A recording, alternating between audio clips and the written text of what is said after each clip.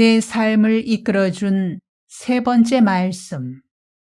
한 알의 밀알이 되어. 내가 진실로 진실로 너희에게 이르노니 한 알의 밀이 땅에 떨어져 죽지 아니하면 한 알 그대로 있고 죽으면 많은 열매를 맺느니라. 요한복음 12장 24절. 신학교 1학년에 다니는 동안 갈등이 깊어졌습니다. 신학교를 계속 다녀 목사가 될 것인가? 아니면 중퇴하고 노동 현장에서 노동자들과 함께 살며 전도자가 될 것인가를 고민했습니다. 그래서 1학년 학년 말 시험이 시작되는 날, 나는 짐을 싸서 대구로 내려갔습니다. 동급생들이 진심으로 만류했지만 나는 사나이는 결단이다는 허세를 부리며 대구로 갔습니다. 대구에 온 나는 신생공업사란 철공소에 작업부로 취업했습니다. 자동차에 사용하는 볼트, 너트 등을 만드는 공장으로 800여 명 노동자들이 일하는 회사였습니다. 회사 사장님이 교회 장로님이었고 회사 임원 전체가 장로 아니면 집사였기에 전도하기에 안성맞춤인 회사라 여겨져서 신생공업사에 들어가기로 했던 것입니다.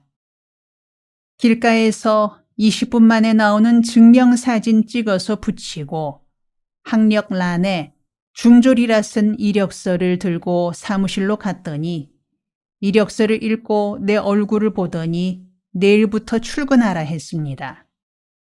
내 속셈은 이왕지사 현장에서 노동자들과 더불어 살며 전도하는 삶을 살자고 작정하였기에 가장 노동 환경이 열악한 철공소로 들어가자 생각하였던 것입니다. 그 시절 거듭거듭 다짐한 말씀이 있었습니다. 내가 진실로 진실로 너희에게 이르노니 한 알의 밀이 땅에 떨어져 죽지 아니하면 한 알 그대로 있고 죽으면 많은 열매를 맺느니라. 요한복음 12장 24절. 철공소로 들어가서 밑바닥 노동자들 속에서 한 알의 밀알이 되자 동료 노동자들을 일터에서 섬기며 죽는 밀알이 되자는 마음이었습니다. 그렇게 취업이 된 다음 날 이른 아침 출근했더니 나를 용광로가 있는 지하실 작업장에 화부로 배치했습니다. 그날부터 뜨거운 용광로 앞에서 일하게 된 나는 쉬는 시간 틈틈이 예수 이야기로 말을 걸었습니다. 그런데 내가 예수 이야기만 하면 같이 일하는 일꾼들이 열을 내는 것이었습니다. 뭐라고? 예수 믿으라고? 예수라면 신물이 나요. 내가 자식 낳아 예배당에 보내면 사람 새끼가 아니여. 이런 식으로 격한 반응이 나오기에 왜 그럴까를 생각하다 시간이 지나니 그 이유를 알 수 있게 됐습니다. 그 회사가 매일 아침 작업을 시작하기 전에 30분간 예배를 드렸습니다. 예배 시간에 출석하지 않으면 인사고과에 불이익이 돌아가는 제도였습니다. 그런데 그 예배 시간 30분이 노동 시간에 포함되지 않았습니다. 노동자들에게 이른 아침 30분은 소중한 시간이었습니다. 노동자들의 새벽잠 30분을 빼앗는 셈입니다. 그런데 임금은 동종의 다른 철공소에 비하여 10% 정도 낮았습니다. 그러니 내가 나누는 예수 이야기에 당연히 반발하게 되는 것이었습니다. 신생공업사에 입사한 지 한 달가량 지난 어느 날 나는 작심하고 사무실로 가서 온순한 말로 건의하였습니다. 예배드리는 시간을 노동 시간에 합산하여 주시고 월급을 동종의 다른 회사들과 같은 수준이 되도록 하여 주십시오. 그렇게 하면 작업 분위기가 좋아지고 노동 생산성도 오히려 오를 것입니다. 그런데 다짜고짜로 나오는 반응이 참으로 험하였습니다. 이거 우리 회사에 빨갱이 한 명 들어왔구먼. 김씨 당신 정체가 뭐여? 뒷조사를 해봐야겠네. 나는 혈기를 죽이고 공손한 말로 답하였습니다. 나는 그냥 평범한 노동자입니다. 용광로실에서 달포간 일해보니 일꾼들의 작업 여건이 안 좋아 이렇게 하면 오히려 회사의 손해일 것 같아 건의하는 것이지 다른 뜻이 있는 거 아닙니다. 그러나 나의 진정은 통하지 아니하고 그날로부터 나는 감시 대상이 되었습니다. 그래서 노동조합을 만들어 조직적으로 대처하여야겠다는 생각이 들어 뜻을 같이 할 수 있는 동조자들을 모으기 시작했습니다. 그럴수록 회사에서는 아예 나에게 전담인을 한 사람 붙여 감시했습니다. 하루하루가 분위기가 험하여 가던 어느 날 밤근무를 하는데 용광로에 조정 작업을 하는 중이었습니다. 철공소에는 용광로가 중요합니다. 파이프가 둘이 있어 한 파이프로는 산소가 나오고 다른 한 파이프로는 기름이 나옵니다. 이들 두 파이프를 잘 조정하여 용광로의 온도를 조정하는 것이 화부가 하는 역할입니다. 그날 밤 3시경 잠시 졸다 깨어 파이프의 계기판을 살폈더니 좀 이상한 느낌이 들어 다시 조정하려 하였는데 난데없이 폭발이 일어나 온 얼굴에 불길을 뒤집어 쓰고 주저앉았습니다. 불길에 머리칼이 타고 얼굴에 화상을 입어 내 꼴이 말이 아니었습니다. 꽝 하는 소리에 다른 부서 일꾼들이 모여들어 김씨 많이 다친 거요? 병원으로 가야 되지 않을까요? 하며 염려하였습니다. 나는 그 길로 집으로 가서 일주일이여 알아 누웠습니다. 며칠이 지나니 회사에서 퇴직금과 위로금이란 명목으로 금일봉을 보내오는 걸로 신생공업사에서의 화부 생활은 끝나고 말았습니다. 신생공업사에서 무참하게 망가진 후 곰곰이 생각하니 그래도 교회 공동체에 속하여 선교 운동을 펼쳐야지 혼자서는 안 되겠다는 생각이 들었습니다. 그래서 해가 바뀌어 장로회 신학대학에 다시 입학하였습니다. 내가 신학교로 돌아가니 입학 동기생들이 김형이 되돌아올 줄 알았다라며 반가이 맞아주었습니다. 그러나 동기생들은 2학년으로 올라가고 나는 다시 1학년이 되는 신세가 됐습니다. 내가 선택한 일이니 어쩔 수 없는 처지였습니다. 하루는 동기생 중에 결혼하여 학교 부근에서 가정 살림하고 있는 동급생 집에서 아기 돌잔치에 초대받았습니다. 한남대학 출신의 동기와 며치서 갔더니 젊은 부인이 정성스레 요리한 잔치상으로 대접받았습니다. 그런데 식사하고 있는 도중에 아기가 자지러질 듯이 울며 열이 뜨겁게 올랐습니다. 젊은 엄마가 당황하여 어쩔 줄 몰라 하였습니다. 나는 소아마비 열 같은 병인가 염려되어 동기생 아내에게 말했습니다. 아주머니, 혹시 소아마비 열 같은 경우도 있으니 빨리 병원으로 가보는 것이 어떨까요? 내가 나가서 택시 불러올까요? 내가 진지한 얼굴로 말하였더니 곁에 있던 한남대학 출신의 이 전도사가 차분한 목소리로 아기를 나에게 주십시오 하고는 아기를 받아 품에 안고는 이마에 손을 얹은 채로 방언 기도를 드리는 것이었습니다. 방언 기도를 뜨겁게 드린 후 나사렛 예수 이름으로 병마가 물러갈 줄 믿습니다 하고 아기를 엄마에게 돌려주었더니 금방 아기가 울음을 그치고 열이 내렸습니다.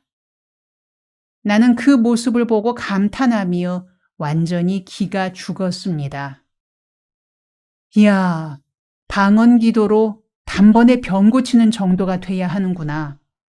앞으로 좋은 목사가 되려면 영적 권세가 이 정도는 돼야지 나처럼 택시 불러올까요 하는 수준으로는 안 되겠구나.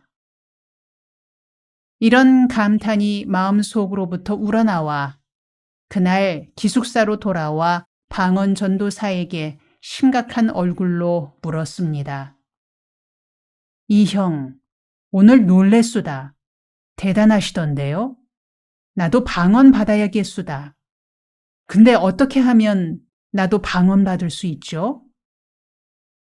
방언을 어떻게 할 수 있느냐는 나의 물음에 이 전도사가 환한 얼굴로 답하여 다음 같은 대화가 오고 갔습니다. 김형이 이제 방언을 인정하시는군요. 김형이 방언 능력을 받게 되면 한국교회를 흔들어 놓게 될 것입니다. 아니요, 한국교회를 흔들기 전에 나부터 좀 흔들어 주시오. 김형, 방언 능력 받는 거 쉬운 거 아닙니다. 쉽지 않으니까 내가 이 형을 찾아와 도와달라 통사정하는 거 아니오. 김형, 방언 능력 받으려면 소나무 한 그루 뽑아야 합니다. 아니, 방언하고 소나무하고 무슨 연관이 있는기요? 이런 대화가 오고 간 후에 이 전도사는 자신의 고향 교회 목사 이야기를 들려주었습니다. 1960년대와 70년대에는 한국교회 전체에 방언 은사가 왕성하던 시절이었습니다. 자기 교회 교인들은 산상부흥회나 은사 집회 다녀와서 새벽기도 시간 같은 자리에서 방언 기도를 뜨겁게 드리는데 목회자인 자신은 방언 기도를 하지 못하니까 영적 권위가 서지 않는 듯하여 하나님께 기도드리기 시작했답니다. 하나님, 성령님, 나에게 방언 기도 능력을 허락해 주시옵소서.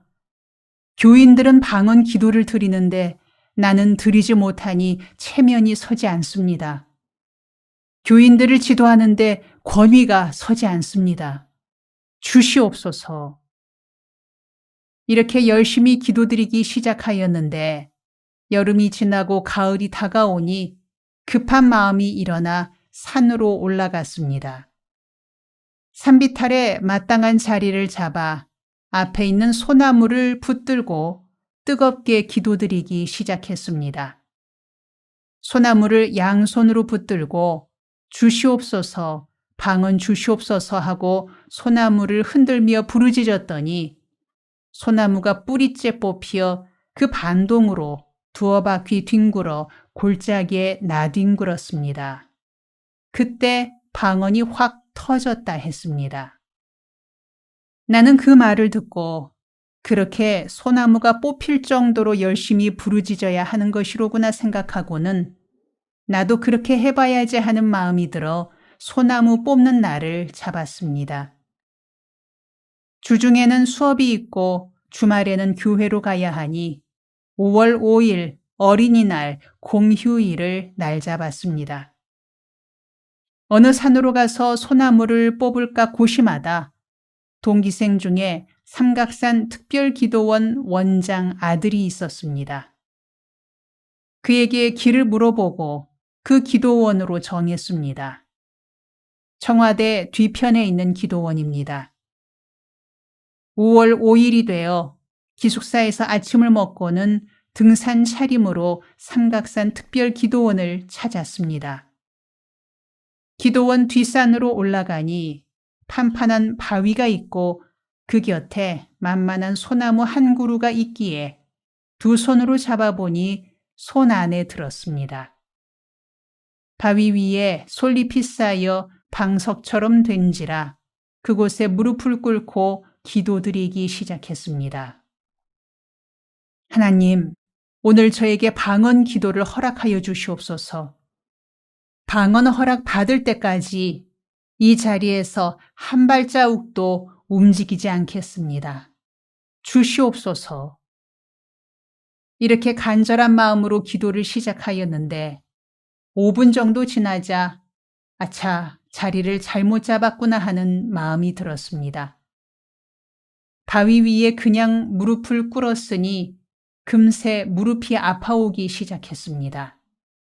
그러나 방언 받기 전에는 한 발짝도 움직이지 않겠노라는 기도로 시작했으니 무릎이 아프다고 잠시 자리를 옮기겠습니다 할 수도 없고 그냥 견디자니 무릎이 으깨지는 듯하여 진퇴양난이었습니다. 그냥 참고 견디며 주시옵소서를 거듭하는데 나중엔 무릎의 감각도 없어지고 허리가 빠개질 듯이 아파졌습니다. 그때 성경 구절 한 절이 마음에 떠올랐습니다.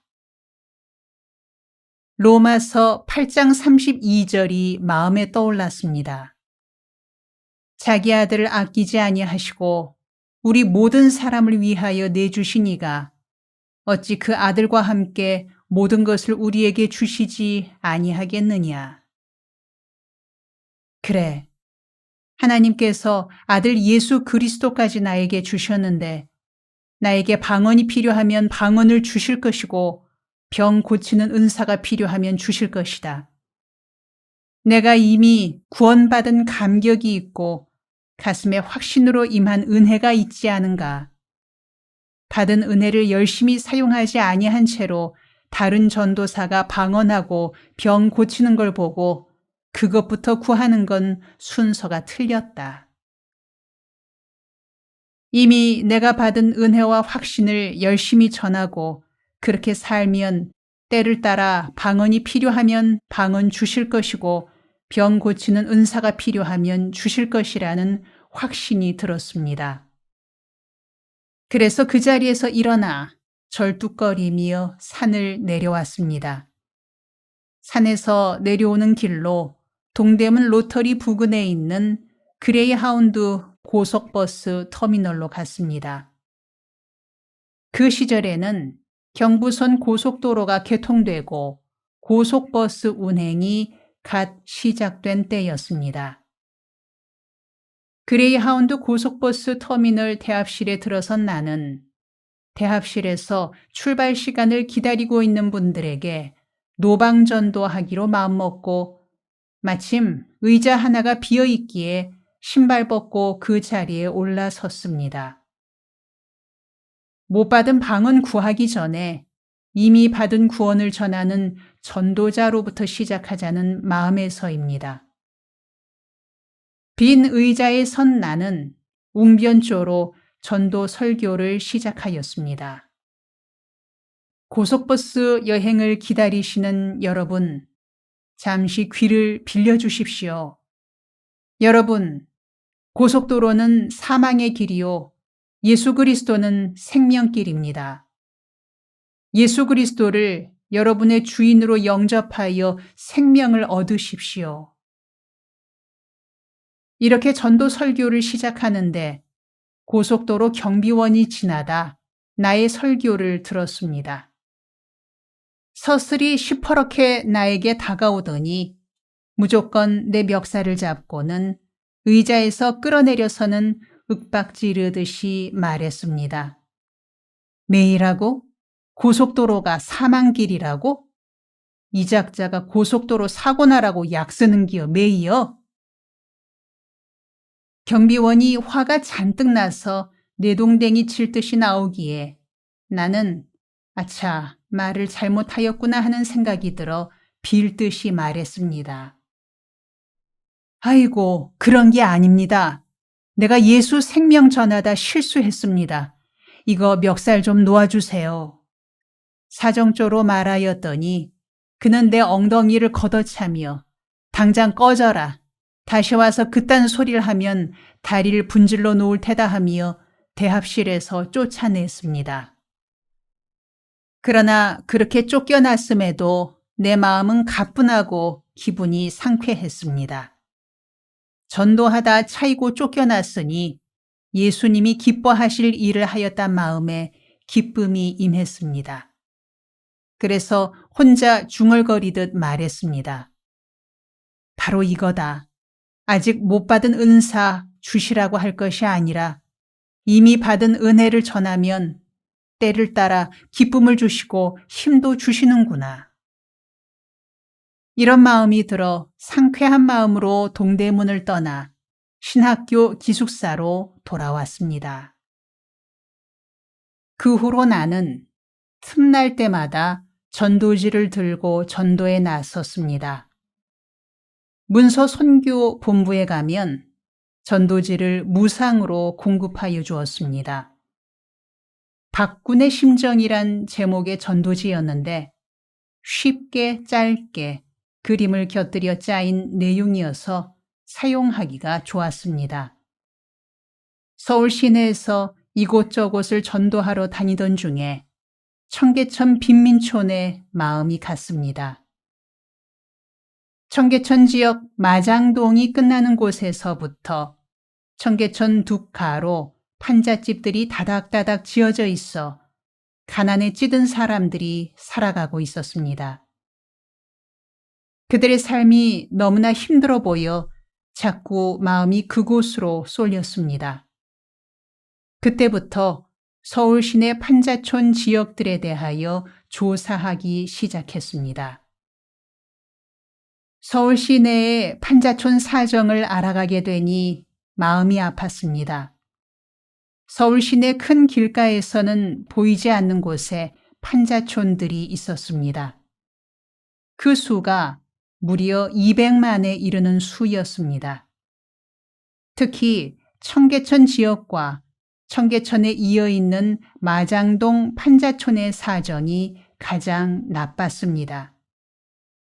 청계천과 마장동 일원에 무려 12만 세대가 판자촌을 이루고 있었습니다. 말하자면 그린벨트가 있듯이 판자촌 벨트를 이루고 있었습니다. 나는 틈나는 대로 판자촌 지역을 찾아다니며 전도했습니다. 실은 말이 전도이지 내용인즉 제대로 하는 전도가 되지 못했습니다. 전도의 경험이 없이 의욕만 앞섰던 나인지라 그냥 가가호호를 방문하여 전도지 박군의 심정을 들이면서 예수 믿읍시다, 교회 나갑시다 하며 다녔습니다. 그러던 1971년 여름 방학쯤에 한양대학 뒤편 송정동 판자촌 지역에 필이 꽂혔습니다. 처음 시작은 판자촌 주민인 김종길 씨를 만나는 데서 시작됐습니다. 김종길 씨는 가방끈은 짧았어도 영성이 깊고 적극적인 성격인 분이었습니다. 새집에 도배하는 직업을 가진 사람이었는데 그가 나를 한양대학 뒤편인 송정동 판자촌으로 안내했습니다. 그곳에는 송정동 74번지 한 번지 안에 1600세대가 살고 있었습니다. 내가 다녔던 판자촌 중에서도 가장 열악한 환경이었습니다. 김종길 집사의 안내로 그곳을 알게 된 나는 여전히 박군의 심정 전도지를 들고 판잣집들을 한 집 한 집 방문하며 전도지를 돌리곤 했습니다. 그런데 한 가정에 들어가 여보세요 하고 인사를 드렸더니 아무런 기척이 없기에 아무도 없나 하고 열린 방문으로 안을 들여다보던 나는 소스라치게 놀랐습니다. 햇볕이 잘 들지 않는 방에 한 소년이 병들어 누워 있었습니다. 12세, 13세 정도 나이의 소년인 듯 하였는데 몸은 젓가락처럼 여위었고 배는 만삭이 된 여인처럼 불러 있었습니다. 나는 너무나 비참한 그 모습에 숨을 들이쉬며 방으로 들어가 아이 곁에 앉아 물었습니다. 얘야, 너 왜 이러니? 그러나 아이는 눈은 움직이고 숨결은 가쁘게 쉬고 있는데 대답이 없었습니다. 나는 그런 모습을 보고 그냥 돌아설 수 없어 누군가 가족이 오기를 기다렸습니다. 2시간 정도 책 보다가 기도하다가 하며 기다렸더니 50대 정도로 보이는 부인이 들어왔습니다. 나를 보고 누구신지요? 하고 묻기에 일러주었습니다. 나는 이 마을에 전도하러 온 사람입니다. 이 집에 들렀다가 병들어 누워있는 아이를 보고 발길을 돌릴 수 없어 누군가 가족이 오기를 기다리는 중입니다. 부인께서 이 아이의 어머니 되십니까? 그렇소이다. 지가 이 애 엄마입니다. 이 애가 왜 이렇게 되었습니까? 글쎄 저 아이가요. 5살, 6살 때부터 자주 감기를 하기에 그때마다 약국에 약도 사다 먹이곤 하였는데 나았다가 재발했다 하더니 지금엔 죽게 됐습니다. 그러면 아이를 병원에 데리고 가서 진찰이라도 받았는지요? 병원이다 뭡니까? 먹고 살기도 어려운데 그럴 여유가 있나요? 그냥 아스피린 사다 먹이고 땀내게 하고 하며 지났는데 2달 전부터는 저렇게 배에서 고름이 나오면서 죽게 되었어요. 나는 그 가정의 어려운 사정을 듣고는 말했습니다. 그래도 병원에 가서 진찰을 받아보아야죠. 허락만 해주시면 내가 내일 병원으로 데려가 진찰이라도 받아보게 하겠습니다. 비용은 제가 마련할 테니 허락만 해주십시오. 그래만 해주시면 감사하지만 염치가 없어서. 염치라뇨? 사람 살리는 일인데 그런 염치 따질 일이 아니죠.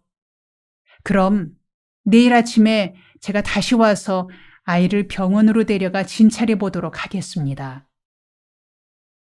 나는 곧바로 학교 기숙사로 돌아와 모금을 시작했습니다. 방마다 다니며 다짜고짜 헌금에 참여하라 다그쳤습니다. 신학도 여러분, 주머니 다 털어 내놓으세요. 죽어가는 아이 살리는 일입니다. 이럴 때 헌금 안 하는 사람은 역적입니다. 이렇게 방방이 돌며 모금하였더니 3만 원 정도가 모였습니다. 다음 날 나는 학교 수업을 하루 빠지고 택시를 대절하여 그 아이 집으로 갔습니다. 택시에 태우고는 사직공원 옆에 있는 시립아동병원으로 갔습니다. 온갖 검사를 다 하더니 척추 결핵이라 하였습니다.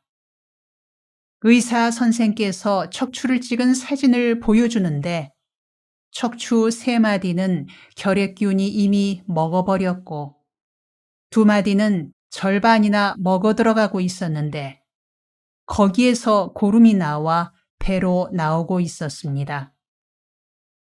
의사 선생은 내가 아이의 가족인 줄 알았는지 세계 나무라는 말을 하였습니다. 결핵이란 병은 약을 꾸준히 먹으면 낫는 병이고 정부에서 약은 무료로 주는 것인데 어찌 이 지경이 되도록 두었어요? 예, 나는 이 아이의 가족은 아니고요. 전도하러 갔다가 만난 아이인데 치료하면 나을 수 있는 거죠? 나의 물음에 의사가 일러주었습니다. 이 아이는 너무 심해서 약으로 치료될 단계는 지났고요. 대수술을 해서 상한 척추 5을 드러내고 인조 척추로 대체하여야 합니다. 그런데 그 수술비가 엄청났습니다. 그런 비용을 구할 길이 없겠기에 병원 측에 사정조로 부탁했습니다. 그럼 수술 길이 열릴 때까지 약이라도 먹으며 기다리게 결핵약을 지어주십시오. 나는 2달치 약과 주사액을 받아와서 학형이 집에 도착하여 일러주었습니다. 학형아, 내 말 잘 들어. 너도 의사 선생이 하는 말을 들었지? 약으로는 치료가 어렵고 큰 수술을 해야 한다 하셨으니 수술 길이 열릴 때까지 약이라도 먹으며 기도하자. 예수님께 열심히 기도하면 예수님이 너도 회복되도록 도와주실 거야. 너 기도할 줄 아니? 학형이는 기도를 안 해보아서 할 줄 몰라요 하기에 너 글 읽을 수 있니? 물었더니 읽을 수 있다기에 기도문을 적어주었습니다. 예수님, 나 낫고 싶어요. 나아서 다른 아이들처럼 씩씩하게 뛰어놀고 싶어요. 예수님, 도와주세요. 예수님의 이름으로 기도드렸습니다. 아멘. 그런데 학형이는 착하고 꾸준하였습니다. 끼니 때마다 식사 후에는 내가 적어준 기도문을 들고 정성스레 기도드리기를 이어갔습니다. 그렇게 기도드리기를 계속하며 20일이 지나자 배에서 나오던 고름이 멈췄습니다. 한 달이 되니 한결 나아지고 흐릿하던 눈에 생기가 돌기 시작하였습니다. 이렇게 맺어진 학형이와의 만남이 내 인생을 통째로 바꾸게 될 줄을 그때는 전혀 몰랐습니다. 그때가 1971년 여름이었습니다. 장로회 신학대학 2학년 학생이던 때였고 내 나이 30세 때였습니다. 학형이는 2달이 지난 후에는 반드시 일어나기 시작하더니 걸음 걷기를 배우는 어린이처럼 한 발 두 발 떼기 시작하더니 날로 좋아져 갔습니다. 그 소문이 마을에 퍼지자 마을 사람들이 나를 대하는 태도가 달라졌습니다. 신학교 수업을 마치고 학형이에게 가려고 청계천 판자촌 골목길을 건너라면 마을 노인들이 말하는 소리가 들렸습니다. 저 양반 공공네 집 아들 곱추병 고친 양반이야. 우리 저 양반께 우리 동네 예배당 세워주라 하세. 우리 손주들 예배당 댕기면 좋은 걸 배우지 않겠냐. 한 젊은 여인은 내게 말했습니다. 선생님, 예배당 언제 세워지나요? 예배당 서면 우리 부부는 다니기로 했구먼요. 이런 말을 여러 번 듣게 되니 마음에 사명감이 떠올랐습니다. 아하, 학형이를 통하여 이 마을에 교회 세우는 것이 예수님의 뜻이로구나. 이런 사명감이 마음에 떠오르자 학형이네 집을 오가며 마을 사정을 찬찬히 살피기 시작했습니다. 청계천이 지나가는 마장동 지나 한양대학 뒤편인 송정동 74번지에 1600세대 판잣집이 다닥다닥 이어져 있었습니다. 그 시절만 하여도 우리나라는 경제 사정이 바닥이었습니다. 판자촌에는 끼니를 잊지 못하여 굶는 가정들이 있었고 아직 의료보험은 꿈도 꾸지 못하였던 시절이었던지라 병이 들어도 치료받지 못하고 죽어갔습니다. 나는 청계천 판자촌의 청계천 둑을 걸으며 생각했습니다. 예수님께서 지금 서울을 방문하신다면 어디로 오실까? 명동을 거쳐 세종로로 가실까? 돌로 잘 지어진 대형 교회로 가실까? 선남 선녀들이 사는 부자 동네로 가실까? 아닐 것이다. 예수님은 지금 내가 걷고 있는 청계천 둑길을 걸어 이 판자촌으로 오실 것이다. 내가 이곳에 교회를 세우고 이 마을 주민들과 열심히 살고 있으면 이곳에서 예수님을 만나게 될 것이다. 이런 생각이 자라 그 마을에 교회를 세우게 되었습니다. 다음 편에 계속됩니다.